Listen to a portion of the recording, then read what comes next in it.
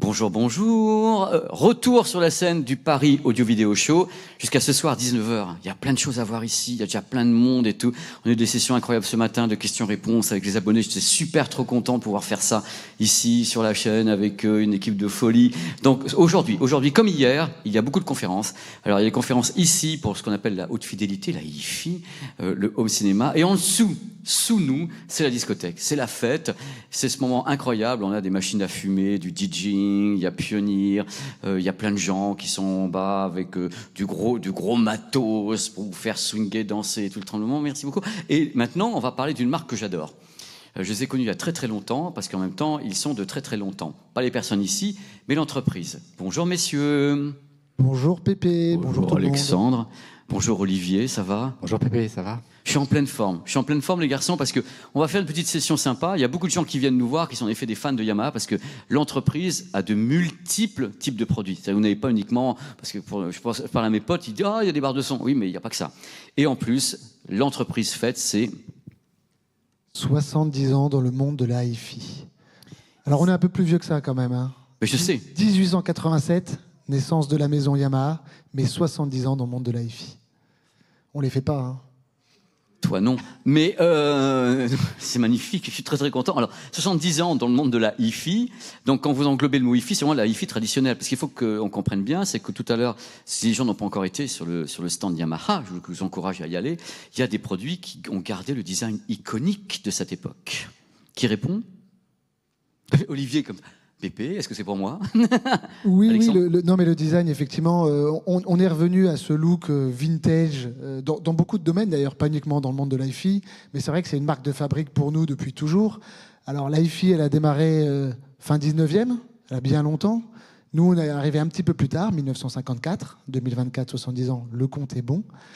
Et on est arrivé d'abord avec une platine vinyle, le hi-fi player. Et d'ailleurs, petite anecdote, alors je pense que les historiens vont peut-être s'arracher les cheveux avec ce que je vais dire, mais c'est peut-être le premier appareil au monde à avoir eu le mot hi-fi dans sa référence, hi-fi player. On a démarré par ça, et en fait c'est un produit extrêmement intemporel, puisqu'il a eu un petit peu le creux, il était dans le creux de la vague, mais aujourd'hui c'est un produit extrêmement à la mode, donc on reprend toujours et encore les bonnes recettes d'antan, les façades à l'EU, les boutons qui font clac-clac. Incroyable. Ça, c'est génial, ça. Donc, sur la série AS, sur la série RN, on retrouve tout ça. Les joues en bois laqués. Et puis, il faut venir sur le stand. On a une quinzaine d'appareils historiques. Sur ma chaîne, ils ont vu ce matin, on a fait le live depuis les produits. J'ai vu dessus, je ne connaissais même pas. Mais il y a des produits qui sont uniques. Le hi-fi player dont je parle, qui est vraiment l'un des tout premiers appareils de 1954, c'est unique au monde, ça. On l'a récupéré du Japon, il se balade un peu partout dans le monde en ce moment pour les 70 ans. Et on a fait venir d'autres appareils de partout dans le monde, du Japon, de Belgique, d'Allemagne, de France. On est allé fouiner pour rechercher tout ça. Ça balaye les 7 décades. Il y a de l'ampli, il y a de l'ampli-tuner, il y a du cassette, de lecteur cassette, du tuner. Je l'ai vu. Il y a des trucs de dingue. Et à chaque fois, une anecdote. À chaque fois, il y a une anecdote. Mais ce qui est fou, c'est que du coup, les gens qui peut-être, comme certains de mes potes pensent que Yamaha, c'est des barres de son et des instruments, se rendent compte du panel de choses, de votre panégyrique absolument dingue, qui vous a amené, et c'est là que je vais me tourner peut-être plutôt vers Olivier, je ne sais pas, à ma découverte de ce que vous avez appelé à l'époque le projecteur sonore. Et qui est la barre de son. Parce qu'au début, nous, on parle de barre de son. Les barres de son et tout, des sons partout. Mais au début, moi, je me rappelle très, très bien. Je dis, comme ça même. Et je voyais cet engin, cette barre, avec tout plein de petits haut-parleurs. Et à l'époque, c'était vraiment marqué projecteur sonore. Et c'était le début d'une aventure. Bah oui, c'était le début de l'aventure de Yamaha, puisque Yamaha est l'inventeur de la barre de son. Mais je pense qu'on en parlera sans doute plus l'année prochaine, parce qu'on fera sans doute aussi un nouvel anniversaire. 20 ans de la barre de son l'année prochaine. Voilà. Et justement, cette année, si on va sur votre stand, vous avez à la fois du matériel hi-fi, bien sûr, votre fidélité, et il y a une session d'écoute de la barre de son, dont tu vas me donner la référence, c'est une X de toute façon. Alors le concept, c'est True X, et la barre de son, il y a entre guillemets 2 modèles. La barre seule, c'est la SRX 40A, et la barre avec son caisson, c'est la SRX 50A. Qui est toute récente ou c'est des modèles que j'avais vus avec toi à l'IFA de Berlin? On les a lancés effectivement à l'IFA de Berlin, oui, tout à fait, l'année dernière. Donc tu expliques le concept parce que c'est un concept chez vous, c'est un écosystème, oui, ce concept. Donc le concept, en fait, c'est le produit qui peut évoluer dans le temps. Le client peut partir avec la barre de son dans un premier temps, puisque c'est la pièce maîtresse. Et après, il peut éventuellement rajouter un caisson sans fil s'il a besoin effectivement d'un peu plus de corps dans la pièce. Et éventuellement, il peut rajouter avant ou après des enceintes surround, toujours en sans fil, avec une porteuse Wi-Fi propriétaire. Donc on ne passe pas par le Bluetooth, bien évidemment, pour avoir une qualité de bonne facture. Pas de latence. Et pas de latence. Et pas de latence. Et pas de latence. Et cette enceinte surround, elle a en fait deux fonctions, puisqu'elle est en même temps Bluetooth et sur batterie. Donc par le biais d'un petit bouton poussoir sur le dessus, on la met en mode surround. Donc elle travaille avec la barre de son. On la met en mode solo et à ce moment-là, elle travaille toute seule. On peut l'emmener en extérieur. Elle a sa batterie. Elle est IP67, donc elle est étanche. Tout va bien. Le génie, il est là. C'est que les gens, ils rajoutent le système, enfin, le surround, et d'un bouton poussoir, ils ont une enceinte Bluetooth, enfin deux même, à volonté, voilà. Ils peuvent balader et appairer à n'importe quel smartphone, s'ils le souhaitent. Exactement. Ça, c'est le génie de l'affaire. Alors, donc, vous avez, on parlait des gammes actuelles, vous avez de la hi-fi, vous avez des amplis au cinéma, il y a eu un petit trou d'air à un moment donné, vous êtes revenu avec une gamme qui est présentée ici, vous avez des barres de son, et dans cet écosystème, c'est parce que moi, j'ai toujours des questions autour de Yamaha. Je me dis, dans tout cet écosystème, quel est celui que Yamaha pousse peut-être le plus? Parce que, encore une fois, moi, je suis également un consommateur, j'ai vu que sur les amplis audio-vidéo, on avait à un moment donné une sorte de temps mort, sur le nombre de sorties de produits et autres, tandis que les barres de son continuent à être très, très présentes. Comment identifier Yamaha si on essaie de le résumer? En fait, ça dépend un peu du marché et des technologies. Parce qu'en fonction de la technologie, Yamaha va effectivement s'orienter sur des sorties de produits spécifiques. Par exemple, ça peut être les amplis home cinéma il y a quelques années. Ouais. Maintenant, depuis quelques années, il n'y a pas de révolution technologique. Donc en plus, les appareils sont capables d'être mis à jour via du software. Donc pour l'instant, effectivement, ce sont des gammes qui perdurent. Maintenant, dans quelques temps, ça peut évoluer. Alex? Oui, une petite précision. Alors, aujourd'hui, on peut dire qu'on a réellement trois... l'hi-fi, le home cinéma, les barres de son. Donc le home cinéma, tu l'as dit, on a relancé une gamme il y a déjà quelques années. Aujourd'hui, Olivier vient de le préciser, c'est parfaitement au goût du jour, c'est 8K, c'est déjà pour le gaming. Il n'y a pas de raison d'un point de vue économique ou écologique, même écologique, de relancer une nouvelle gamme aussi récemment que dans le passé. Avant, on changeait toutes les ans les gammes. Aujourd'hui, c'est plus du tout utile. C'est un truc, on y arrive parce qu'il y a quand même quelque chose qui se passe dans l'industrie. On se rend compte, il n'y a pas que vous, que cette idée de renouvellement permanent, comme on le fait avec les smartphones, à mon avis, ça va ralentir les smartphones aussi parce qu'on s'aperçoit que balancer des keynotes tous les ans ou tous les 6 mois, les gens n'en peuvent plus. Parce qu'on se rend compte que le smartphone, avant, on était tous les nouveaux smartphones. Maintenant, c'est pas qu'on a un plafond de verre, c'est qu'on se dit maintenant tous les 2 ans, c'est pas plus mal, ou tous les 3 ans. Et ça, c'est un truc que tu dis qui est vachement important. Et oui, alors on est encore un peu les seuls à avoir des cycles de vie aussi longs, sur l'ampli home cinéma en tout cas, qui se rapprochent quasiment de la partie hi-fi, puisque ça fait déjà très longtemps qu'on est habitué à avoir des amplis, des lecteurs CD, des platines vinyles qui durent 4, 5, 6, 7, 8 ans parfois. Dans le home cinéma, ce n'était pas du tout le cas. Avant, c'était tous les ans. Il y a encore 10 ans en arrière, même nous, on changeait tous les ans nos gammes, et maintenant, c'est plutôt des cycles de vie beaucoup plus longs, 4-5 ans, qui se rapprochent de l'hi-fi. Une fois encore, comme l'a dit Olivier, il n'y a pas de changement technologique aujourd'hui qui le nécessite. Donc ça, c'est sur la partie home cinéma. Sur la partie hi-fi, on a eu un gros renouvellement sur notre gamme d'ampli tuner connectés, la gamme RN, qui est une gamme qui, avant Covid, était un gros carton. C'était quasiment 40% du marché en France. La gamme a été revue complètement de A à Z. Covid est passé par là, malheureusement, nous a fait beaucoup de mal, comme beaucoup de marques. On a été obligé d'arrêter du jour au lendemain cette gamme-là. Et du coup, on a retravaillé de zéro. Cette gamme-là, aujourd'hui, est un gros carton, RN 600, 800, 1000, 2000. C'est un ampli sur 2 connectés vendus en France est un de cette gamme-là, de la gamme RN Yamaha.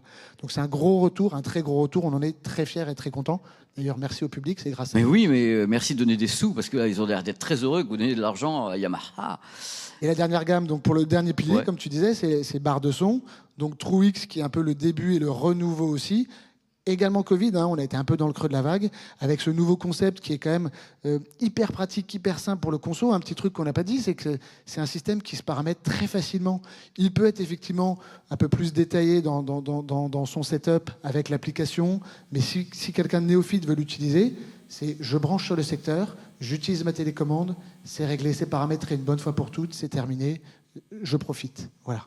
Non, mais c'est exactement ce que les gens attendent, parce que la barre de son... On a eu un débat tout à l'heure justement avec les gens qui étaient ici sur la barre de son versus les enceintes discrètes, des enceintes dans la pièce. Et c'est très compliqué parce que les gens sont dans une dualité totale. En disant, la barre de son a quand même la réputation de pas pouvoir faire aussi bien que de placer des haut-parleurs partout. Et vous, justement, vous faites partie des marques qui ont tout. C'est-à-dire, vous avez à la fois les amplis home cinéma qui sont réputés, parce que moi j'en ai eu, je veux dire, c'est des amplis super réputés. Dans ma tête, et j'ai pas de la flatterie parce que bon, c'est un truc que j'ai vécu. Pour moi, quand on me disait DSP, voilà, DSP, j'avais immédiatement l'image d'un ampli Yamaha. C'est-à-dire comment traiter les sons, pouvoir faire des ambiances. On est allé dans telle salle de théâtre, ça va être cette salle de théâtre le DSP est associé à Yamaha autant que la barre de son. Et ça, le DSP, c'est pour nous depuis toujours, et c'est grâce à ça, effectivement, qu'on a lancé l'Home Cinéma. Et c'est le fruit de la recherche et également de toute l'expérience qu'on a sur les autres univers. Tu l'as dit, en bas, à l'étage du dessous, il y a nos copains pour les claviers, les batteries, les guitares, etc. Les copains du pro aussi. Et en fait, à chaque fois, il y a un vrai mélange, il y a un vrai échange entre les départements R&D de toutes ces divisions-là qui permettent d'aboutir à quelque chose, ou parfois d'aller piquer chez un copain une chose ou une autre, et ça nous permet de grandir ensemble. Et c'est vrai qu'aujourd'hui, il y a un point qui est important, c'est qu'Yamaha est sans doute la seule marque à pouvoir affirmer qu'on connaît le maillon, enfin qu'on connaît depuis la musique jusqu'à la fin. De la musique jusqu'à la fin. La première note qui sort d'un instrument de musique, on sait ce que c'est. Rappelons que Yamaha est le plus gros fabricant d'instruments de musique au monde. Les pianos. J'ai des amis autour de moi qui jouent l'origine de Yamaha. On fait des captations, on fait le mix dans la production avec nos copains du pro. On restitue dans les concerts et on restitue à la maison. Donc la chaîne de A à Z, on la maîtrise parfaitement. Moi, je pense que vous êtes les seuls. En vidéo, les équivalents, c'est Sony et Panasonic, qui ont Sony Pictures, qui tournent chez Sony Pictures et qui font toute la chaîne de production jusqu'au téléviseur Bravia et la projection. C'est extrêmement rare dans l'industrie. Et le truc le plus fou, c'est pas ça, c'est rare dans l'industrie, et c'est également avec Panasonic, et c'est à chaque fois des entités japonaises. C'est dingue parce que vous avez une antériorité, parce que justement, Panasonic a travaillé avec Universal, vous êtes très très connu dans le secteur pro également, et c'est ces trois entités japonaises qui ont la chaîne de production du début à la fin, et pour le moment il n'y a pas d'autres entités qui sont capables de le faire. Ça m'a toujours surpris, et c'est la vérité, c'est la vérité factuelle. Oui, c'est la vérité factuelle, et puis c'est le fruit de l'histoire. Une fois encore, souvent ces sociétés-là datent il y a très très longtemps. C'est historique. Yamaha 1887, donc nous 1954 pour la hi-fi, et une fois encore, on a été le fruit vraiment des instruments de musique. Encore aujourd'hui, dans le développement de certains appareils, par exemple, on a les NS800 qui sont des nouvelles enceintes. Alors qu'Olivier parle un peu quand même, parce que tout le monde va s'endormir. Je le connais, le bestiole. Tiens, je lui passe la main tout de suite pour la NS800. NS800, on y va. Coucou. Oui, je suis pas endormi, t'inquiète pas, j'écoute. NS800, oui, donc une bibliothèque qui est sortie cette année, effectivement. Et, Ah non, pas amplifié, toujours passive. Moi, c'est amplifié ou pas amplifié. Non, toujours traditionnel, toujours passive. Cette enceinte, effectivement, comme Alexandre le disait, elle bénéficie des départements instruments, puisqu'en fait, les membranes qui sont utilisées dans cette enceinte, que ce soit d'ailleurs le tweeter comme le haut-parleur de grave, sont identiques et elles intègrent des fibres d'épicéa. Et les fibres d'épicéa, c'est ce qu'on retrouve en fait dans les tables d'harmonique des pianos. Voilà, donc il y a toujours des petites passerelles effectivement entre des divisions, ce qui nous permet effectivement d'évoluer, d'avoir des technologies un petit peu particulières. Tu peux donner une idée du tarif du produit que tu viens de citer tu là ou pas? Oui, bien sûr, ça vaut 4 200 € la paire, public. C'est bien ce qui me semble. Quand tu m'as parlé des caractéristiques, je dis ça doit pas être donné, et j'ai raison. Alors, c'est pas donné, mais c'est pas non plus des prix stratosphériques. On est en demande de la haute fidélité. Bah voilà. Donc. Non. Tu nous parles de ton casque que j'ai vu tout à l'heure, que j'avais vu l'année dernière, que j'en peux plus, que je dis si j'en ai pas un, je vais canner ou un truc comme ça, parce que il est tellement beau déjà le casque, et en plus il sonne divinement bien. Oui, puis il est super confortable, parce que ça aussi, c'est un point fort de ce casque, le YH5000 SE. Et à chaque fois que les gens sortent de la cabine sur notre stand, ils sont là, c'est incroyable. C'est incroyable. Tout est fait, c'est-à-dire qu'on est ravis pour les ingénieurs, c'est-à-dire qu'ils ont fait leur job, quoi.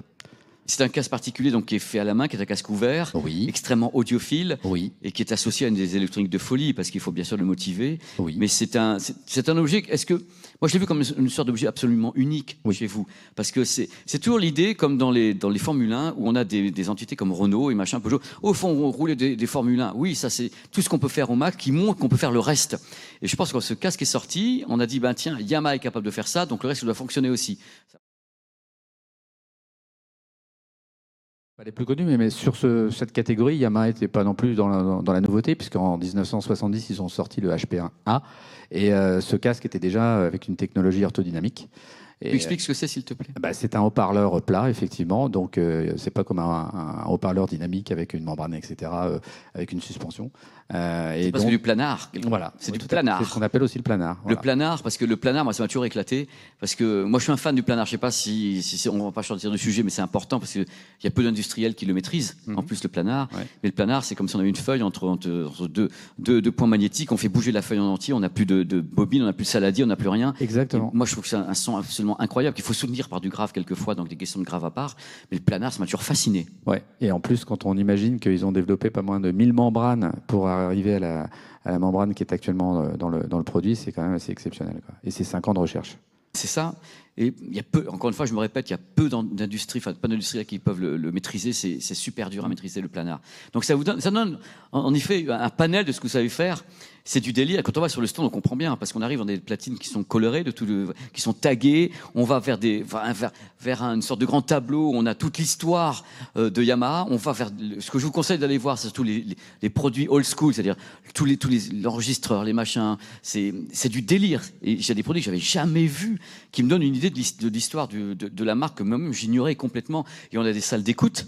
Et on a bien sûr l'endroit où il y a le casque que vous avez bien mis à part pour que les gens puissent écouter dans le calme. Parce que ici, c'est le problème, on entend le boum-boum de partout. Avoir un casque d'exception et pas les conditions adéquates pour effectivement profiter pleinement de la performance du produit, ça serait dommage. Vous l'avez marié avec quel produit, le casque?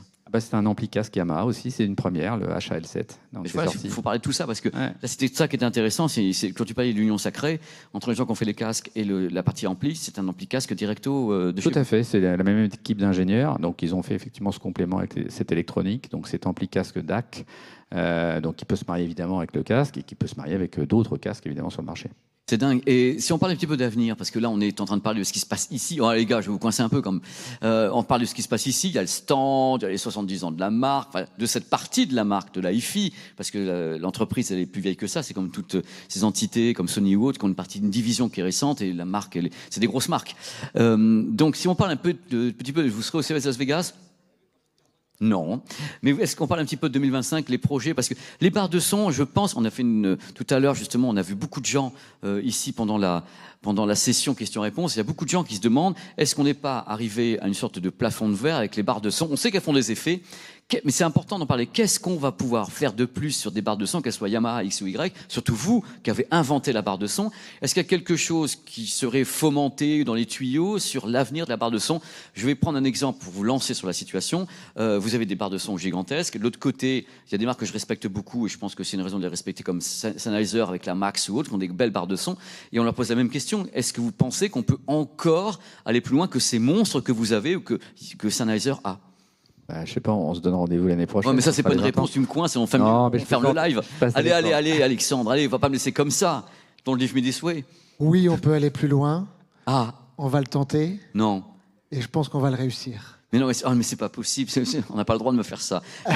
Non, mais il y a des trucs, parce que si on part du principe du marché de la barre de son, les barres de son actuellement, si je vous dis dans la gamme, quelle est votre plus haute gamme et qu'est-ce qu'elle sait faire? C'est celle dont a parlé Olivier tout à l'heure. C'est la plus haute gamme. C'est la plus haute gamme. Mais comme je l'ai dit, c'est le début du renouveau. L'année prochaine, on fête les 20 ans de la barre de son, 21 ans, de la naissance des barres de son chez Yamaha. Exactement. Et il y a 10 ans, on avait lancé la YSP 5006. C'était la première barre de son au monde Dolby Atmos. Mais c'est un monstre. Donc, double anniversaire l'année prochaine. Il va y avoir des surprises. Une surprise de dingue. On en sait un petit peu plus, on peut pas en dire. Mais c'est gros ou pas votre bousin? L'objectif, c'est ça. C'est gros ou pas votre bousin? Alors, Pépé, l'objectif, c'est deux choses. Oui. Une immersion de folie, se rapprocher du lien avec l'ampli home cinéma, et ensuite, plus compacte, plus petite. Ah bon? Parce qu'au moment où les autres font grossir les barres, vous... Tu reviens l'année prochaine ici? Écoute, je suis encore de ce monde avec grand plaisir. Si on m'invite, je sais jamais. Moi, non, mais ça, c'est le premier sujet, effectivement. Barre de son, on l'a dit, on a été un peu dans le creux de la vague. SRX, True X est arrivé l'année dernière, pardon. Joli raz-de-marée pour l'instant, ça marche très bien et ça fonctionne. Il faut venir les écouter. C'est ça. Mais on veut aller plus loin. Dédié, On veut aller plus loin. Aujourd'hui, c'est notre plus haut de gamme. J'ai presque envie de dire demain, ça sera presque notre entrée de gamme. On veut aller plus loin. On veut donner une expérience incroyable aux consommateurs et on pense qu'on a les moyens d'y arriver. C'est bien. J'espère qu'ils auront les moyens de l'acheter aussi, parce que quand tu me dis ça me fait peur. Je veux dire, quand tu dis ouais, alors c'est du haut de gamme maintenant et ça sera du début de gamme après, vous allez sortir le méga bousin avec l'ampli intégré. Oui, mais de toute façon. Oui, t'as dit oui. C'est ça. C'est une barre de son avec tout l'ampli intégré, avec les entrées et tout.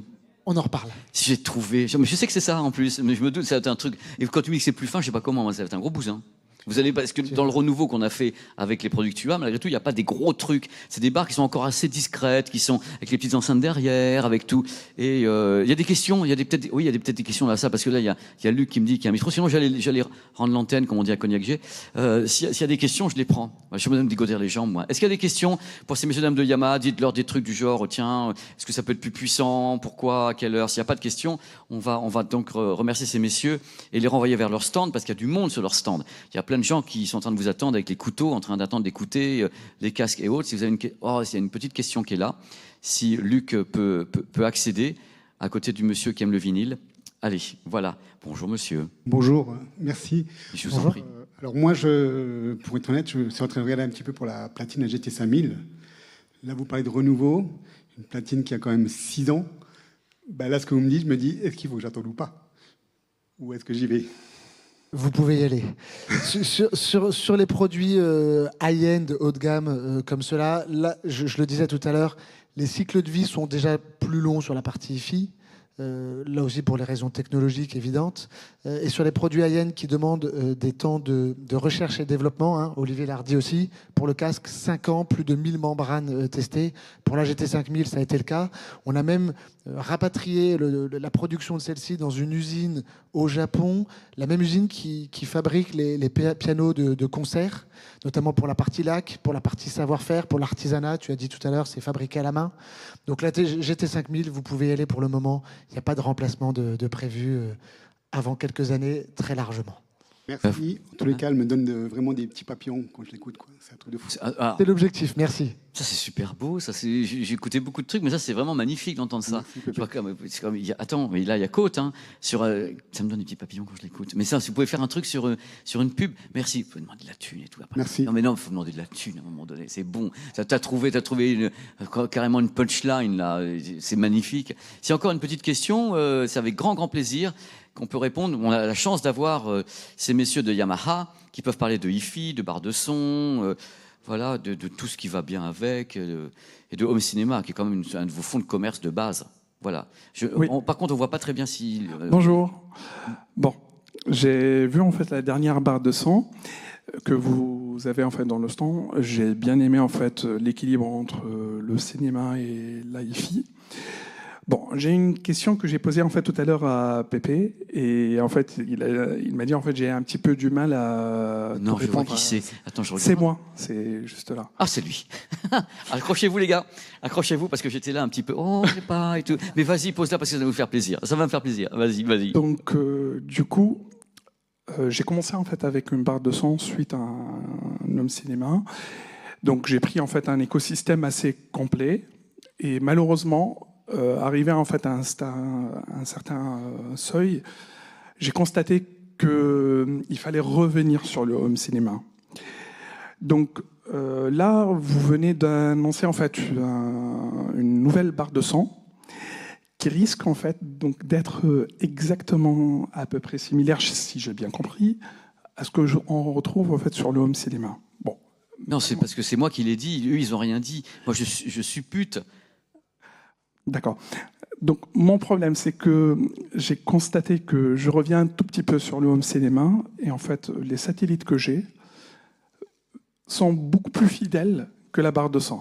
Donc qu'est-ce que vous pouvez en fait présenter sur la nouvelle? Est-ce que je dois attendre? Et en fait, s'il y a un ampli à l'intérieur ou pas, qu'est-ce qu'on peut en tirer? Avoue qu'on est sur du high level. Alors, tu m'as posé la question tout à l'heure, et c'est vrai que j'ai essayé de prendre un peu de temps pour te répondre. C'est vrai que je t'avais dit, essayer de voir Denon. Là, tu les gens de Yamaha, c'est compliqué parce qu'il y a déjà un système un peu existant. On bifurque, on change d'écosystème. Oui, là, c'est vrai que c'est un peu compliqué. Et surtout, il faudrait même comparer le système AVR ampli home cinéma complet avec la barre de son, même salle, même système, enfin même système non, même budget aussi, ce qui n'est pas le cas et ce qui n'est pas possible aujourd'hui chez nous. C'est vrai que sur le modèle TrueX, on est allé un peu plus loin qu'auparavant avec justement l'apport des enceintes arrière et le Dolby Atmos bien évidemment. Mais comme je l'ai dit, à demi-mot ou forcé ou contraint, je ne sais pas, on veut aller vraiment plus loin et essayer effectivement de pouvoir avoir le meilleur des deux. On pense qu'il y a toujours quand même une possibilité d'avoir, pour des salles dédiées, des salles haut de gamme, des grandes salles par exemple, un vrai système home cinéma filaire avec des enceintes partout. Ouais, là je suis obligé de t'arrêter parce que tu ne réponds pas à sa question. Non, je sais, mais le truc c'est que moi j'ai envie de te dire un truc, on pourra en reparler après en off, tu peux aller voir bien sûr ces messieurs chez Yamaha ou bien chez Denon, Marantz. Moi j'ai envie de te dire, repars sur une page blanche, parce que si tu pars sur un morceau d'écosystème avec un morceau du puzzle, dire accrocher les wagons derrière, trouvez-moi une solution pour accrocher les wagons par rapport à mon puzzle, c'est compliqué. Ils sont des systèmes complets et là tu viens avec une problématique qui est passionnante. Je suis pas bien sûr que là on ait la réponse, tu vois, et ça m'ennuie pour toi, quoi, déjà, d'entrée de jeu. Alors, t'as raison, venez sur notre stand. Je sais pas où vous êtes, après, ou pas, mais venez sur notre stand. Venez parler avec eux devant les produits et faites en effet ces marques-là, donc Yamaha, les copains de Denon et Marantz sont tous des grands professionnels, ils vont essayer de vous trouver une solution. Je suis pas sûr qu'elle existe par rapport à ta problématique, quand on s'est vu tout à l'heure. Mais tu vois, regarde, tu nous as tous coincés encore à nouveau. Parce que tu as un truc où, moi j'ai envie de te dire, la page blanche. C'est-à-dire que là, comme tu as abandonné un truc pour garder un morceau de l'autre, et à un moment donné, tu dis, bon, ok, c'est bon, je vais pas y arriver, je vais avoir un truc qui est dans un anachronisme complet et qui va partir de tous les côtés. Hop, une page blanche, soit un système 5.1 ou 7.1 ou Atmos avec, en effet, cette marque-là ou d'autres, ou une barre de son. Et Dieu sait que là, pour la barre de son, tu as les gens qu'il te faut. Parce qu'ils l'ont carrément inventé. Sur, Pardon ? Une nouvelle page blanche. Derrière, combien j'ai à dépenser ? Parce qu'en fait, je parle d'un public novice pour Monsieur Tout le Monde. Et Monsieur Tout le Monde, des fois, il a un budget assez serré. Tout le monde, hein. Et qu'on n'est pas dans un milieu professionnel où on peut un petit peu exploser les budgets. Tourix, toi, tu commences à quel prix, Tourix, tout complet ? Alors, tout complet, on va être à peu près à 1 000 €. Et surtout, il y a une ODR en ce moment avec 25% de cashback. Donc mais là, il n'a pas l'air d'avoir à changé demain 750. matin, donc l'ODR, c'est limité. Eh oui, mais ça reviendra. C'est régulier, les ODR. Ah oui, c'est dans les stocks. Et c'est aussi pour ça qu'il y a des gammes avec des niveaux de prix différents pour s'ajuster en fonction des besoins. Je pense sincèrement que par rapport à ce que tu as envie, parce que tu m'as parlé tout à l'heure, j'ai entendu tes desiderata, je pense qu'il faut compter en effet 1 000 € pour avoir déjà un système qui soit cohérent pour avoir un son cinéma. Mais dans ce cas-là, tu t'évites le problème de ce que tu as déjà, d'avoir ces petites enceintes que tu veux garder. Et c'est triste à dire, mais on ne peut pas se débarrasser d'une partie d'un système et raccrocher des wagons sur autre chose. La cohérence est très compliquée, surtout ces marques-là qui proposent des systèmes qui sont cohérents, clés en main, mais déjà existants. Voilà. Donc, tu nous parles tout à l'heure, tu vas les voir, ils sont gentils comme tous les loulous, tu vas les voir sur le stand, et puis ils vont se faire un plaisir d'essayer de te montrer déjà ce qui existe et de te le faire écouter, et peut-être que, je sais pas, je mets mes yeux par là, mais j'ai les éclairages, je sais pas où tu es, mais dans tous les cas, messieurs, c'est la fin de cette session. Merci d'avoir fini comme ça, parce que c'est bien, ça met des questions dans l'affaire. Merci Alexandre, merci Olivier. Merci pour l'accueil, comme toujours. Voilà, tu as le micro Olivier, pour qu'il c'est un petit merci aussi aux gens. Merci On peut beaucoup. les applaudir parce qu'ils sont vraiment super cool. Les gens de Yamaha est disponible sur le stand, 70 ans de la marque en plus. Merci pour cette session. Ne partez pas, on recommence tout de suite derrière. Vraiment, juste le temps de changer 3 micros et que j'aille boire un coup. Allez, ciao. Cut.